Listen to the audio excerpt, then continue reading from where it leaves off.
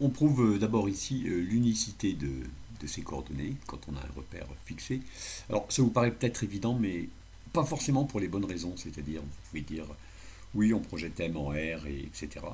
On écrit châle, mais si on avait projeté d'abord M sur le plan O, JK, etc., est-ce qu'on aurait eu bien les mêmes coordonnées? Donc on le prouve parce que vraiment cette unicité va être très importante. Alors pour le prouver, on imagine qu'on a deux écritures différentes du vecteur U, et à ce moment-là, on fait passer tout ce qui concerne le vecteur K à droite et on laisse le reste on fait passer tout le reste à gauche. On obtient exactement ceci. Maintenant, si Z n'est pas égal à Z', en divisant par Z' moins Z, on obtient K en fonction de I et J. Alors, ça c'est absurde parce que I, J et K sont non coplanaires. Donc finalement, Z' est égal à Z, donc Z' moins Z vaut 0. Et cette égalité nous donne ceci.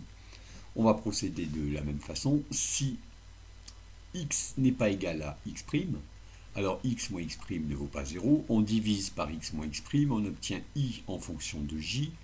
Mais ça nous dirait que I et J sont collinéaires.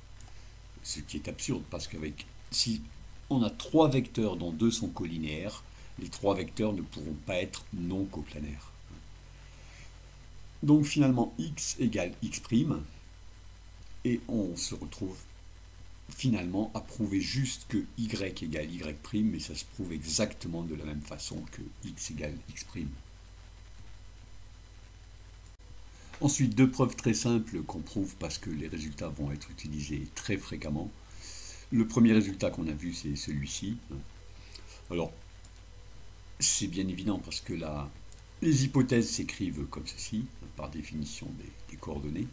Et quand on écrit U plus V et qu'on regroupe, on a le droit de changer l'ordre des termes, qu'on regroupe les termes en I, on a bien A plus A', les termes en J, on a B plus B', et les termes en K, on a C plus C', d'où cette écriture. Deuxième propriété, celle-ci. Si on multiplie un vecteur par un nombre, ses coordonnées sont multipliées par ce nombre. Là aussi, c'est assez simple.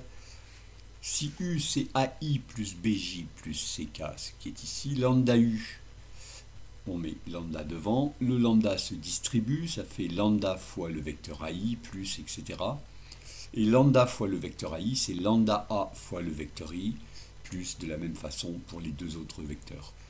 Et on obtient bien dans la base, ce qu'on peut appeler la base IJK, cette écriture lambda A, lambda B, lambda C.